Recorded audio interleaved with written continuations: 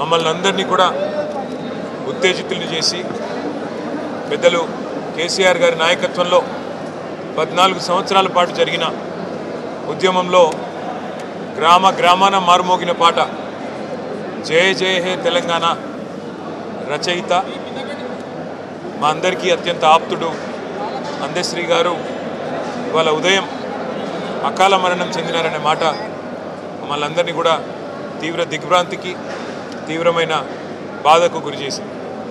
పెద్దలు పద్మారావు గారు పొద్దున్నే ఫోన్ చేసి మరి ఈ రకంగా జరిగింది, గాంధీ హాస్పిటల్లో పొద్దున్నే వారు పరమపదించడం జరిగింది, మీరందరూ ఏం ఎలక్షన్ పనున్నా ఏమున్నా అన్నీ పక్కన పెట్టి వెంటనే రావాలి అని చెప్పడంతో అందరం కూడా బయలుదేరి ఇక్కడికి వచ్చినాము.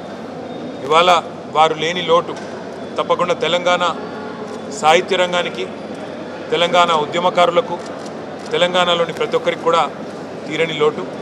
అందశ్రీ గారి సేవలు, అందశ్రీ గారి రచనలు, అందశ్రీ గారి పాటలు తెలంగాణ ఉన్నంత కాలం ఉంటాయి. తప్పకుండా వారి పేరు చిరస్మరణీయంగా అజరామరంగా ఉంటుంది, ఉండాలి అని మనసారా కోరుకుంటూ, వారి లేని ఈ లోటు డెఫినెట్గా వారి కుటుంబానికి, వారి అభిమానులకి, తెలంగాణలోని సాహిత్య ప్రియులందరికీ కూడా తీరని లోటు.